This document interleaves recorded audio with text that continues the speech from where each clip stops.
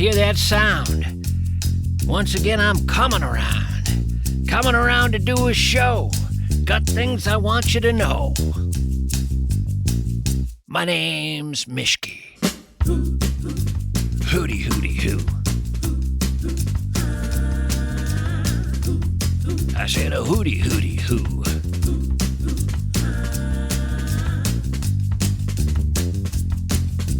One, two, three. Coming at you. What are you talking about today? Snowmen? Want to talk about snowmen? You kidding me? No. Snowmen. Just read a book about snowmen. Turns out they're not real. They're pretending to be people. I just read the history of the snowman, the illustrated history of the snowman, and those illustrations are important. They helped me understand the snowman better, in the way a little picture book works well with a 4-year-old. I can't read the words, Daddy. That's okay, that's why there are pictures for you. Will that help Mischke when he reads books? Yes, that will help Tommy. The Illustrated History of the Snowman by Bob Eckstein. I think about the snowman a lot in the winter. I get up and have coffee each day with a snowman, actually a group of them. We get together every winter and just talk about, well, our wives. It's the snowman time of year. They're going to be around for a few months. Tip your cap when you see them. You'll pass them. You'll spot them. You'll make them. I hope you make them. It connects us to our ancient ancestors. They were making snowmen eons ago, making them look a lot like the ones we make. Yeah, Neanderthals didn't make the snowmen have protruding foreheads. Nope, they made the same kind of snowmen we make. Round heads, round stomachs, round butts. Snowmen had the whole Kim Kardashian thing going long before Kim. She's got a snowman butt. Look at that gal. I tell you what. She's my pal. She's got a snowman butt. One cool kitten, a kitten. I'm smitten. Got a snowman butt. My baby got a snowman butt. My baby got a snowman butt. I tell you what, snowman butt. Sorry. Let's get to the book. Bob Eckstein, welcome to the program. Great to be here. We are talking as winter hits, and we will stumble upon, drive past, run into many a snowman in the coming months. It is the ubiquitous feature of winter in the North Country, and a delightful feature, a playful, wondrous, sometimes quirky, sometimes mysterious, sometimes extraordinarily artistic feature of winter. Who made the first snowman? I'm convinced it goes back to prehistoric times. Prehistoric man made likenesses of himself with any materials available. You write, humans have a common and simple need to imitate what they see and to depict themselves. Making a snowman is the first and probably the last time one will create a life-sized human figure. Snowmen are the first selfies, and it's one of the oldest forms of folk art. Muhammad Ali and Jack Nicklaus combined have not graced as many magazine covers as the snowman. Who's had his face on more postage stamps? You'd be hard-pressed to find a celebrity who crosses international boundaries as universally as the snowman. No one is more beloved, more popular. No one has appeared in more movies, been mentioned more often in literature, landed more endorsements, hawking everything from Cadillacs to laundry detergent to tuna casseroles. Arguably, with the exception of religious figures, the snowman is the single most recognized icon in the world. It thrills me. Of the thousands of day-to-day activities in our lives, making snowmen may very well be among the handful, the small handful we still share with our ancestors. It may be one of the only times this winter, if you make a snowman, that you're doing something identical to what was done thousands upon thousands upon thousands of years ago by ancient ancestors covered in hair. Amen. 7th century northern China, there's writings in religious books that give permission for worshipers to make a snowman Buddha. I tracked down the earliest physical evidence of a snowman when I went to the Royal Library at The Hague.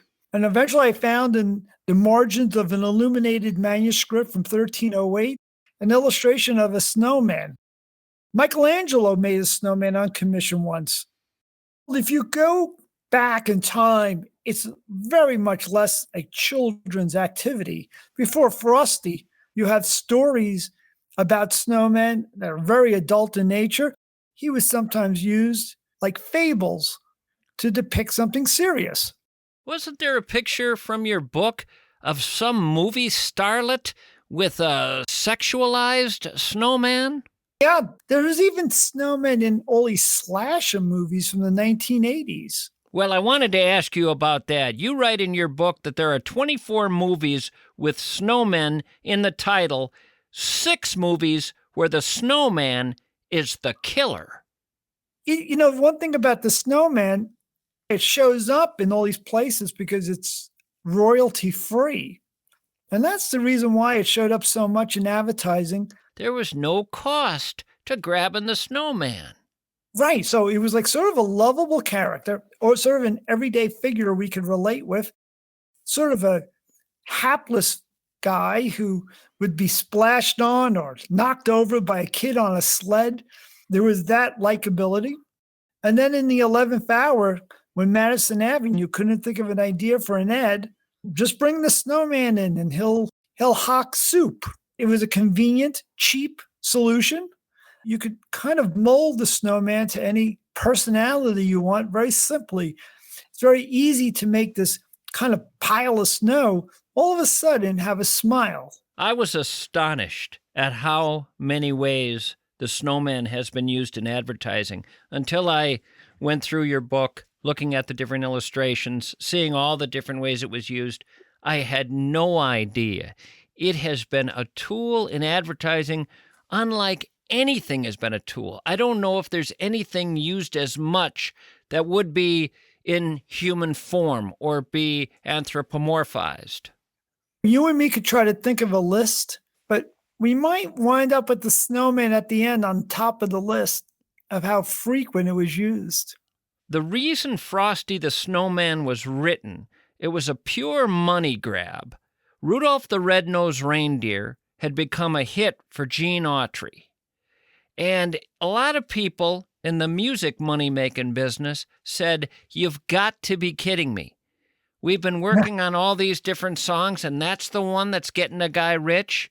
Okay, hold on. There's got to be another holiday theme we can play with." Well, not only was there, but Frosty the Snowman was the perfect thing to use because everybody could relate. It was both holiday and not holiday, Christmas and not Christmas, winter and fun, and it proved to be every bit the big money maker.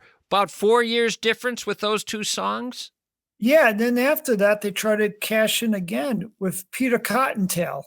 I mean, I feel like if we let them, there would have been songs about Halloween, and someone must have stopped them and said, enough already. Well, or the culture changed in a way that kids didn't find that stuff as appealing. If you tried to make a kid's song about a Thanksgiving turkey right now, it's not going to sell. No, unless it was rap song. Turkey rap? Yeah. Turkey wrap, that works because there's sort of a sandwich feel to that anyway. And then you got the leftover thing going. You could call the song a turkey wrap, and it could be a song that was left over from the holiday. I'm working on it right now. Turkey wrap is not that bad. I'm working on it. Right now the mind's going. I can do 2 things at once.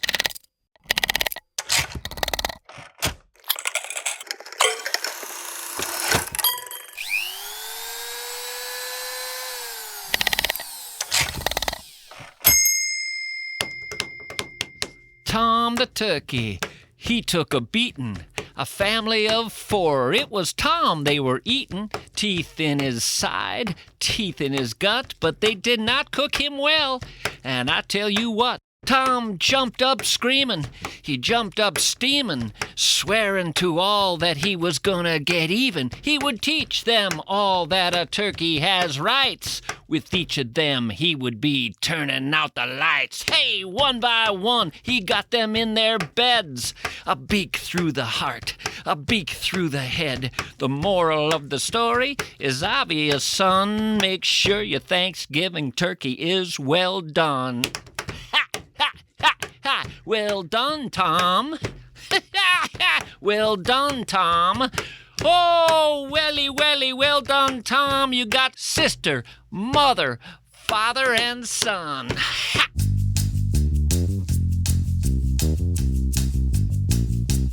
Your eyeballs have been talking. They've been whispering. They've been saying, please, please, new frames, come on. Yes, your eyes are tired of the drab, the dull, the boring. They're staging a silent little internal rebellion. It's something I like to call the eye-pocalypse. But fear not, citizens. There's a sanctuary, a brightly lit haven of visual liberation. I speak, of course, of Spectacle Shop, voted best eyewear shop in Minnesota 5 years in a row by readers of the Star Tribune. When the great vision wars of 2025 struck, only one place held the key to ultimate ocular dominance: Spectacle Shop. They have 4 convenient Twin Cities locations. From the weirdest frame to the wonkiest prescription, they'll handle your eyeball needs with surgical precision and artistic flair. They're Spectacle Shop. Stop letting your glasses be an accessory. Make them a statement. Make them a weapon. Make them a glorious spectacle. Spectacle Shop. Hi there. You driving? Is the car you're driving a lie? Because if you didn't get it from Fury Motors, you're just driving a placeholder. Fury partners you with your best pal. That's what your vehicle becomes, your best pal. Explain that to your spouse. They sell new cars more reliable than any spouse, and they sell used cars that will make you forget they're used. Can you say that about your spouse? Why do you keep comparing the cars to their spouse? Back off! You're not the boss of me! Since '63, Fury has been the gravitational center of Minnesota car buying. South St. Paul, Stillwater. You'll also find them in Waconia, Forest Lake. 4 different portals to driving happiness. 4 reasons your old car is suddenly trembling with fear right now. Start driving a Fury vehicle. Go to FuryMotors.com. Ride to infinity and beyond!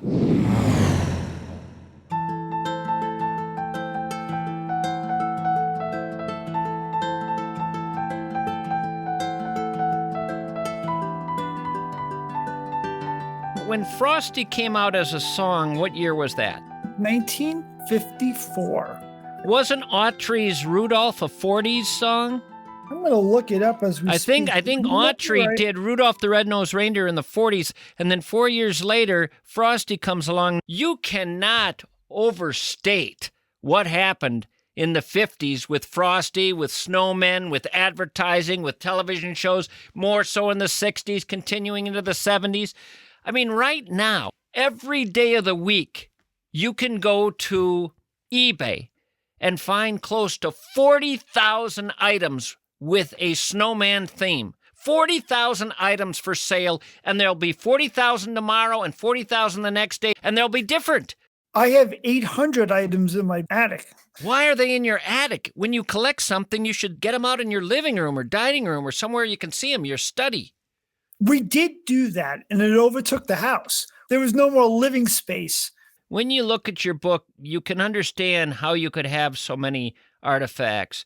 In fact, I don't think there's anything you could collect that you could come up with as many of as snowmen-themed items.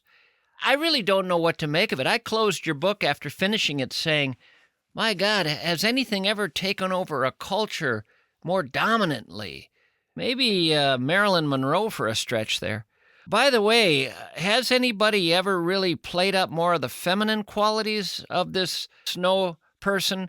Always seems to be quite masculine to me. The most important snow person ever was a female done during the French Revolution in 1871 in Paris when a troupe of French soldiers who happened to be the leading artists of the country were put together, had made this beautiful sculpture, which became a war rally for that war. It's called La Resistance, and it's a beautiful nude woman leaning against a cannon. And also the world's largest snowman ever is a snow woman. That was made up in Bethel, Maine. To be honest, I make snowmen every year, and I would gladly make a snow woman. There's only two reasons I don't do it. Number one, it's a hassle making the breasts. That's my number one reason. It's a hassle, and they fall off. And when they fall off, the guys in the neighborhood make the sick jokes. Number two, the reason I don't do it is just making a female snow person gets people coming out going, what kind of a sick pervert are you? They already ascribe nefarious thoughts to me for even making a woman. It almost takes us in blow-up doll country. So I've just stuck with a snowman just to avoid problems in the neighborhood. Problems in the neighborhood. You could just do a sundress on the snowman. I think a lot of people would expect Mischke to put a sundress on his snowman and on his Sasquatch. By the way, one of the number one reasons why people believe the Patterson film from 1967 showing Bigfoot, one of the number one reasons they think that's authentic is Bigfoot has breasts in the Patterson film. What guys would get together and create a costume with breasts if they wanted to do a Bigfoot gag? No one would get a costume with breasts. Who even makes a costume with breasts for a big ape? So you can see why a lot of snowmen don't have breasts. I'm speechless. In advertising, the snowman hawked everything from soup to soap, from insurance to asbestos, the ultimate pitchman. The snowman was without peer, perched on top of advertisers, A-list advertisers, oatmeal, tractors, Cadillacs, children's clothes. This is because ad agencies found the snowman so easy to work with, so easy to tie into just about anything. Any cold weather product at all, you could use a snowman. Anything white, you could use a snowman. The snowman was used for shovels, for antifreeze, for insulation, for winter shoes. With the snowman, you write, you were starting with a clean slate. It's a PR person's dream, a totally pliable public image to suit any account. You want your clothes clean and white? White like a snowman? Selling cigarettes? The snowman exudes cool and fresh air, even when he's smoking 2 packs a day. And unlike Santa, the snowman had conveniently distanced itself from any denomination, broadening the demographics, making him the sensible choice. Selling flour, selling cream of wheat, ivory soap, Colgate, refrigerators, even, you write, cocaine. Was the snowman really used to sell cocaine? Yeah, in the inner cities, they printed the snowman on T-shirts and different swag that you would see in stores, and that was a symbolism for Coke. I want to thank you for reading that passage of the book. It's bringing back some memories. Here's straight from your book, too. See if this brings back some memories. How should a mother and daughter broach the uncomfortable subject of tampon use? Well, in 1949, Kotex decided, throw a snowman into the mix to break the ice. Whole lot better than having Dad there. The snowman provides a feeling of family closeness. I don't take drugs, but it sounds like I was on them when I wrote that. I almost didn't believe you there, that they brought in a snowman to sell Kotex. I almost didn't believe you there. So I did look it up. I went looking for it. I can't find any ad on YouTube, but then we're going back to the late 40s. Maybe they wouldn't have it. Did you really stumble upon an ad? And how was the snowman helping with the mom and the daughter there? I'm just trying to figure out the snowman's role. The snowman was used to add levity to any unusual situation. I know it adds levity to a lot of situations, but how is it adding levity to this situation? There's mom, there's daughter, they're talking about tampons, and the snowman appears seemingly out of nowhere, and he says what, does what, helps out in what way? I have to say, the ad, first of all, is real. It really does happen, and the snowman does appear in tampon commercials as well as bad breath and gas commercials and all these other unpleasant hygiene situations. But it does get us talking, right? We're talking about it now, so it did work. Yeah, but Hitler would have got us talking. I mean, anything weird would have got us talking. It's weird that a snowman's in a tampon commercial. And Hitler wouldn't have belonged there either, but it would have got us talking. Hitler should have been used in a bad breath commercial. Do you got Hitler breath? You got me speechless again. The snowman's ad accounts quadrupled around 1934. The phenomenal success of the snowman as a pitchman can be traced back to the end of Prohibition. Right after that, all of a sudden the liquor companies are grabbing him. You got beer companies grabbing him. You got whiskey companies grabbing him. It was around this time, you write, that the snowman established his reputation as a fun drunk. He was a pickled, skirt-chasing, under-the-table lush in various postcards and various illustrations. A disproportionate amount of holiday greeting cards show the snowman cavorting with women, drinking with minors. I missed the whole snowman as a drunk period. I never heard of this wonderful era in America where the snowman was constantly plastered. I call it the Dean Martin years. You refer to the snowman as almost a Forrest Gump-like character. Why do you say that? Because everything that took place, the drinking, smoking, trends, different things that happen in our society are reflected in the snowman, like in Forrest Gump, where he went through all these times. And any benchmark of a moment, there is a snowman. He showed up in War Pictures and Citizen Kane in that movie. He had a knack for showing up like a frozen Forrest Gump at these key moments. Everything is so disjointed today. None of us share the same experiences.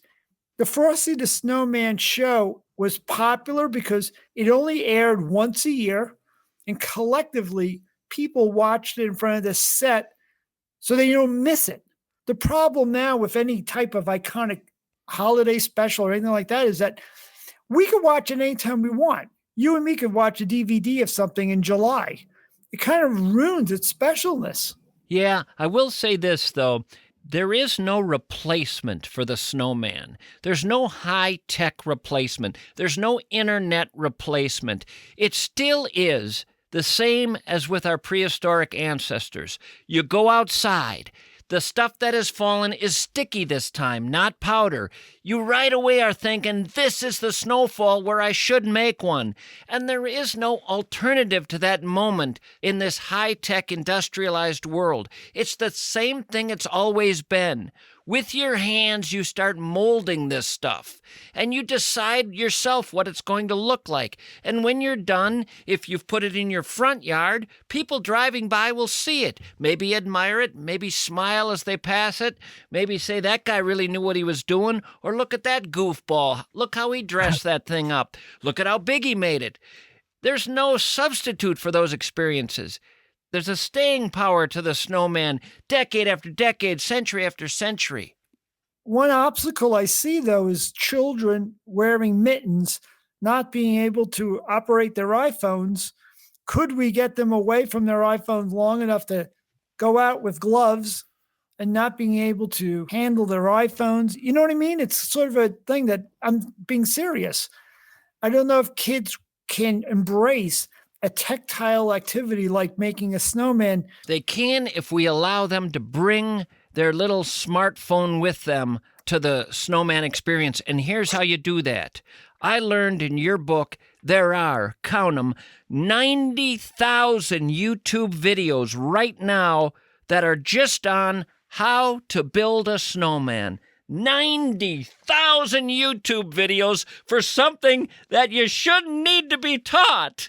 My God, Neanderthals were making them, but there are 90,000, not 3, 90,000 YouTube videos on how to build a snowman. If you tell the kids that, they can spend all day in the yard looking at the thousands of different options and the different ways they could build one.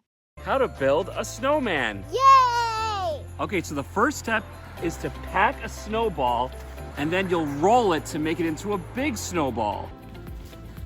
And every way is fine as long as they're not buying it. They're not buying a kit. I mean, if you're making a snowman, there's no wrong way of making it. You could make a hermaphrodite. The neighbors are going to talk, let them. Hey, in your book, you know what makes an appearance? A snowman from my neck of the woods right here. The North St. Paul snowman. Largest stucco snowman in the world. Cool. Yep. A couple of categories we've missed. War. Somehow you tie the snowman into war. I believe it gets a whole chapter. I have found in my research an abundance of war photographs of people posing with a snowman they made. It might be because an activity like that bonded them together. It brought the soldiers together a bit, doing something that's, light. And that might be the reason. You know where the snowman could have made an appearance, and I'm quite serious here? Battle of the Bulge. That was one seriously cold winter battle that went on for quite a long time. There could have been ways to incorporate the snowmen. Maybe if you're down to just a few guys, you make some snowmen and convince the Nazis you've got more personnel than you actually have. Dress them up in some of the discarded uniforms of the dead soldiers. I'm just throwing it out there. I think the first couple of snowmen ever made in this country were soldiers during the massacre of 1690. There were two guards who were outside the gate, and they were supposed to guard the gate because they couldn't close the gates. They were frozen open because of a blizzard. The gates to Fort Schenectady were permanently open during this blizzard, but the two guys there heard the party going on in the pub that existed inside that fort. So they left their post and made two snowmen in their place instead. And these two snowmen greeted 210 French Indian soldiers who had been marching for 4 days through slush from Montreal, and they came into that fort and attacked the town of Schenectady. I saw something, this is wildly disconnected from what you just described. I saw something in your book where a Winston cigarette was being sold using a snowman, and there was a man and a woman, good-looking man, good-looking woman, and the snowman was saying to the couple, it's not how long you make it, it's how you make it long. Okay, I'm going to just take you away from where you're going there and add, I think that these cigarette manufacturers were trying to tackle the problem of how to repair the image of smoking being dark. And so they were always thinking of a way of adding a snowman to make it feel like it's like cool, refreshing, just like that brand of cigarettes, Cool. I got the feeling that it was maybe the beginning of getting the kids interested in it. The same way that Camel, that goofy cartoon Camel was used. But I'll tell you something, I don't think that message was very kid-friendly. It's not how long you make it, it's how you make it long. How did that get past the censors? Yeah, everything was different back then. It's an absolutely extraordinary book. The Illustrated History of the Snowman, Bob Eckstein, the author, New York Times best-selling author and snowman expert. This isn't the only work of art you've been responsible for. What else do you have out there that you want people to know about? Well, thanks. I have a couple of books, footnotes from the most fascinating museums all around North America. And I was just trying to raise awareness for this thing we kind of take for granted, museums that are not doing so great since COVID, and trying to encourage people that we have these great institutions out there right there near us where we could see everything we've accomplished. They reflect everything we've done in art and other achievements. And then I'm also talking about another new book I have called Inspired by Cats. And it's a collection of portraits I did of the world's greatest writers who have been inspired by their pet cat. And there's a lot of writers out there who consider their cat their muse. And I share amusing stories about how they've been great companions, how they've done all this great work thanks to this little cat I one time interviewed a war correspondent, a hardened war correspondent who had been in the thick of it all over the world, and I kept hearing the sounds of cats in the background. At one point I interrupted. I said, "How many cats do you have?"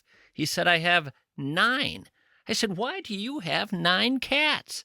He says, "That way there's always one that's awake." I think over 6 cats, you're crazy.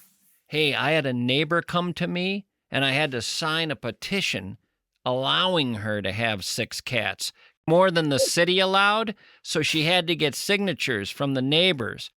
Where is she now? She was actually killed by the cats. They took her out in one crazy evening. All of them had rabies.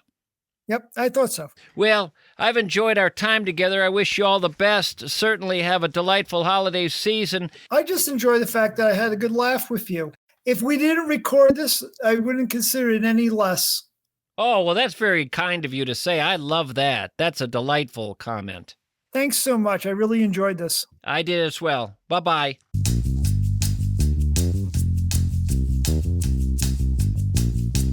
Think about comfort. It's an absence, the absence of a shivering cold, the absence of a suffocating heat, the absence of that rhythmic drip, drip, drip of water.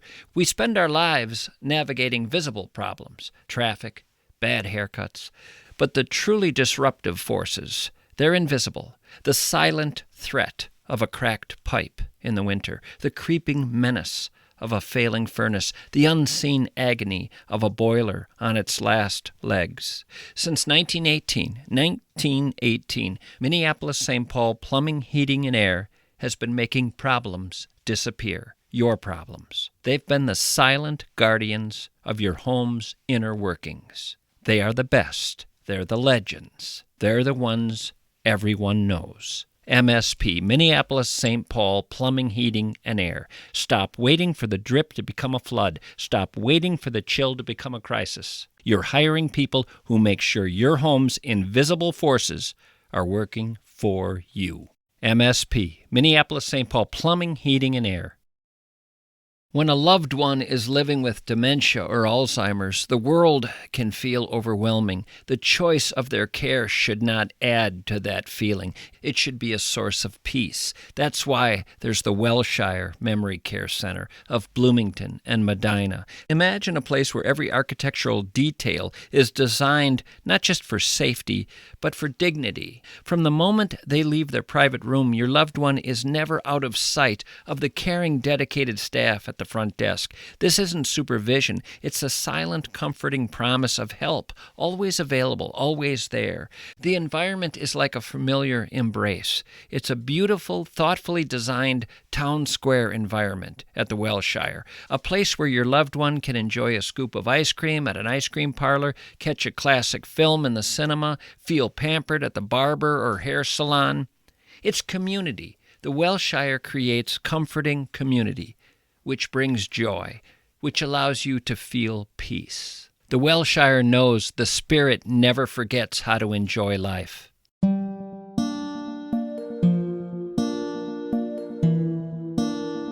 Should we spin the listener loop? Make a call to some complete stranger? I never think stranger danger when I'm making these calls. Do you? Let's spin the big wheel, see where we end up.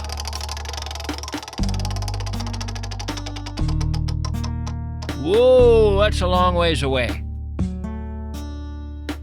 That's the other side of the country right there. Jumpin' Jehovah. All right.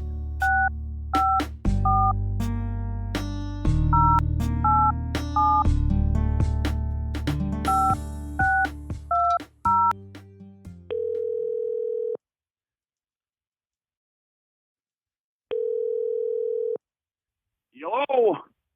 Andy? Yeah. Is this Mr. Tommy Mischke? Are you talking to me on a speakerphone? Is that less than agreeable? Because we can potentially figure out how to change that. It's a nightmare. Tommy Mischke. Way better. What am I catching you doing? I was en route to driving my 15-year-old son to his voice lessons. He's a musician and a singer and an actor, so we're trying to give him all the tools he can get. How is his voice? He's pretty amazing. Let me tell you, when he first got into theater and singing and stuff, I thought to myself, because we had gone through soccer and t-ball, and it's not always the easiest thing to watch. Not too good at it. And I was worried that this might go the same way. But every single time that I've watched him perform, I have just been delighted. I've been fully tickled. I never cease to be amused and amazed. What does he like about it? That's a great question. I don't know. I was in a play one time when I was 14 years old, school play, and I remember realizing instantly the two reasons I liked it. It was just so obvious what was appealing about it, why it was so wonderful. Number one, I got to pretend. An intentional act of pretending for a prolonged period of time. My favorite thing to do when I was a kid was pretend. Pretend to be an army man, pretend to be a major league ball player. Pretending was my favorite thing. And so this was an arranged bit of pretending that the adults put together and said, would you like to pretend? I said, I love pretending. What am I pretending to be? Now, in this play, I was pretending to be a Revolutionary War soldier, American Revolution. Second thing was, I got a hell of a lot of attention. There was a lot of attention showered on me. Other students, it seemed to be a big deal to them, and I wasn't the star. I thought, well, this is a great gig. You pretend, and people pay a lot of attention to you. Now, that's pretty much the story today in Hollywood. Big-time pretending going on, and boy, do those guys get adoration. What did you do with your life?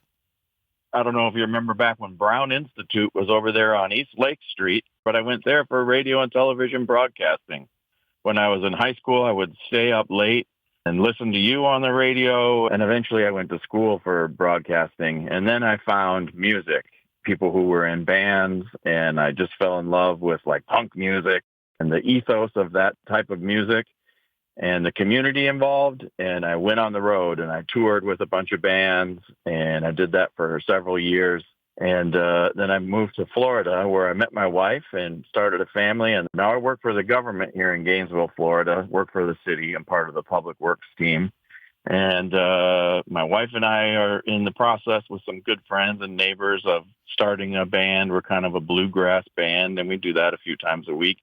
I might suggest to them that we cover one of your songs with your permission. I'd be honored. Oh, that'd be amazing. I think about the song from the Whistle Stop album you did.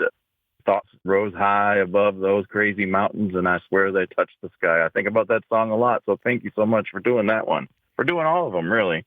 Now, is this just coincidence? Did you not hear the last program? I did not. No, not yet. I've been kind of on holiday break and spending time with family, and I haven't really been listening to podcasts or radio or otherwise over the last 2 weeks. Out of all the songs that I've put out, you just brought up a song that I played on the last show. You're kidding. I'm going to have to go back and listen for sure now. I'm back to work tomorrow, and I will listen to it for sure. And you want to cover that song? I would love to, yeah. I mean, obviously, if you wouldn't object. Well, not only wouldn't I object, I'd want to hear your take on it. One of the more delightful experiences I've had in life is hearing someone take one of my songs and do something with it, and then being able to listen to it later from a strange distance. It's fresh in a way, and you're hearing it almost as though you were just spinning the dial on the radio and coming across a song, whereas when you work on a song, write a song, play it a lot, you no longer have that distance or perspective. You can't even hear it. It's hard to even like it anymore, frankly. You spend so much time with it. No matter what you did with the song, if I got it sent in an MP3 and an email, I'd probably pour myself a drink, sit out on the porch, put my feet up, and hit play with wonder. That's wonderful. Well, you're making a good case. I have to argue it with the rest of the people in the band, but I think we could probably convince them to do it, and we'll send you something. So you were a punk guy, but if you sit down with people right now and say, let's play some music, you want to play bluegrass? Yeah, my one friend down here loves playing guitar, and he kind of fell in love with Billy Strings music. And he decided he wanted to start playing Billy Strings style or Doc Watson or these old bluegrass guys. And my wife is in a band called Whiskey and Company, and they've been a band for 20, 30 years. And he called and asked if we would sing while he played guitars. And then I said, well, I've got a neighbor who plays guitar as well. We could add some texture. And then I know somebody who plays bass. So now all of a sudden we're growing into a bigger beast, which has been just really fun to watch this thing grow. And I think the most fun that I'm having with them is we're collaboratively writing new songs. Have you written a song? I have, actually. I wrote it several years ago. I was in a different, louder kind of punk band with some friends, and it never got released. We never finished it. And so I brought it back up with this band, and we're working on it. It's called Paso, and it's named after a friend of mine who tragically passed away in one of the skyways in downtown Minneapolis. One of your friends died tragically in a skyway? He had made a string of poor choices for quite a while and ended up taking his own life downtown. But In a skyway? yeah, what I was told, there's like a Salvation Army or some sort of homeless shelter. He had tried to get in there and couldn't get in, and he just sort of took shelter on a cold January night in the skyway just to be out of the elements, and that was where his earthly life ended. I just am so curious. How does one end a life in a skyway? He had some sort of gun and shot himself. What an extraordinarily unusual place to do that. That, I believe, has never been done before. He did a lot of things that had never been done before, so I wouldn't put it past him to make a first with that, too. And you wrote a song about him. Well, the song is what I imagined that experience and kind of what I hoped that experience was like. The lyrics are, if I can remember them off the top of my head without looking, I only hope that you found peace hidden above the cold, wet streets, that someone came and held your hand, softly whispered in your ear, held you close and dried your tears. It was just me imagining that some sort of higher power or something was there to comfort him. This is another coincidence. The last show also featured stories from people who had near-death experiences and what happened after they died. If your friend had anything close to the experiences these people reported, your friend had a lovely ride. What a coincidence that it's a topic that you touched recently. I can't wait to tune in on that one. It's intriguing to me that it was a punk song, and it fits neatly into this new bluegrass mold. I'm fortunate that the friends who I play music with are super talented, and you give them a little morsel of something and they're able to just turn it into just something completely different and amazing. So I'm not a very good musician. I dabble in guitar. I like singing, but I just sort of ripped out some real raw guitar notes and they turned it into what I think is something real beautiful. Once it's ready, I'd be honored to share it with you. Yeah, I'd like to hear it. Do you ever find yourself now driving down the road and just cranking some punk rock song as loud as you can in your car? If we're being honest, I did that for a lot of years, for a long time, and I'm almost 50 now, and I've had a realization that I think a lot of the music that I love so much, I loved because of the community and because of the people that I knew who are involved with it. And if I take myself out of that community, I don't like the music as much. I listen to a lot of jazz music now and country, well, really a lot of everything. I know a lot of people say that, but I just find music the meaning of life. I try to listen to as much different stuff as I can, but unfortunately punk and metal don't come up on my playlist very much. I find myself wondering if somewhere in this world, some senior high-rise, some assisted living facility, I wonder if there's an old person, maybe in his 80s, who was really into the punk scene in the 70s, still cranking it pretty loud and being chastised by some of the other residents. Could it be that there's someone in their 80s just blasting that?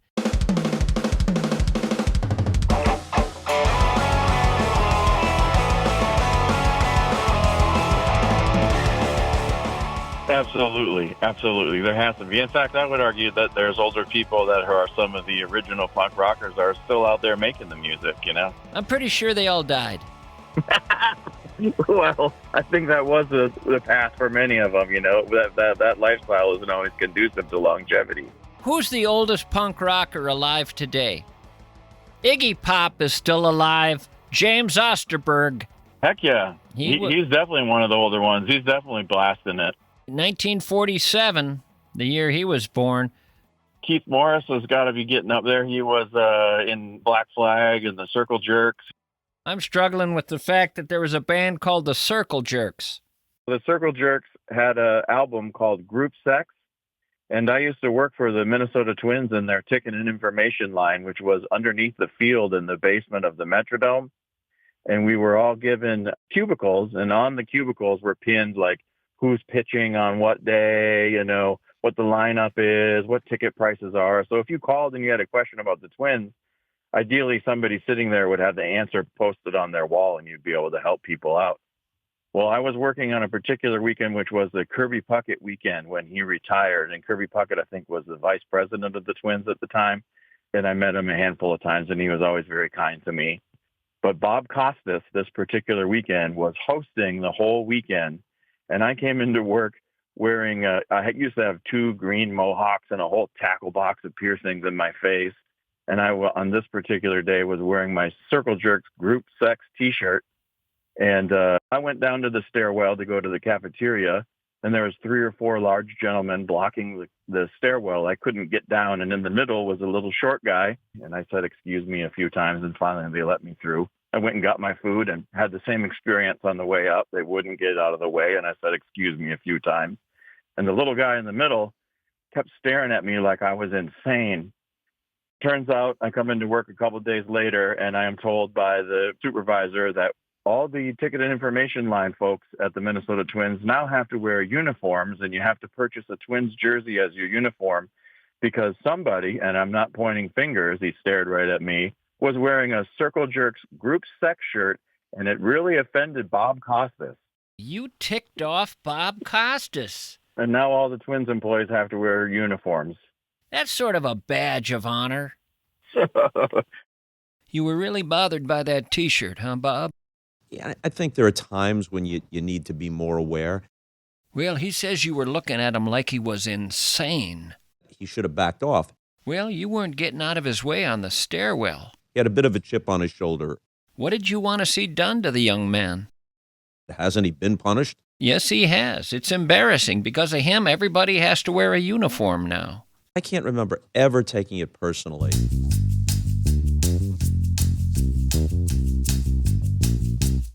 Your estimated wait time is approximately 57 minutes. Please press 3 to hear the menu options again. That's the sound that perfectly defines modern banking. You call a big national bank about a loan, you end up talking to someone who's never even heard of your time zone. You ask a simple question, you get 37 pages of corporate jargon.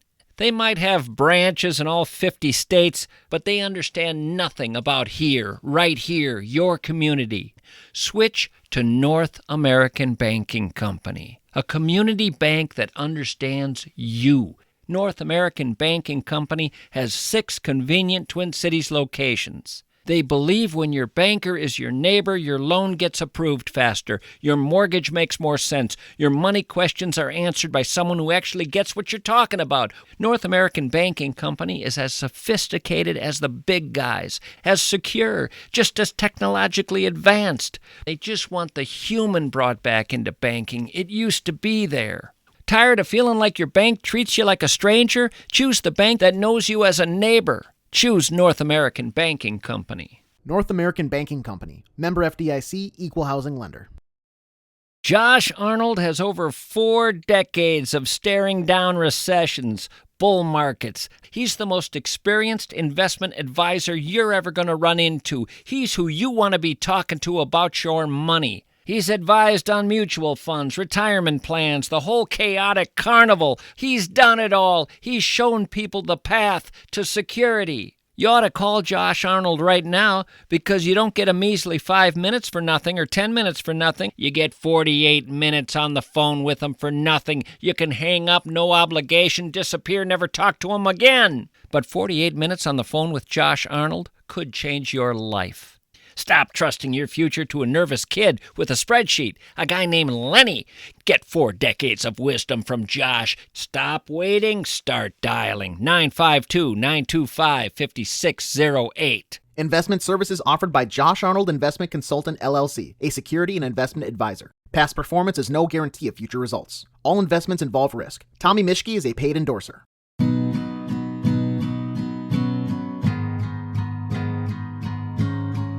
Now, you're one of the few guys who texted me letting me know you were open to being called, who added a last name.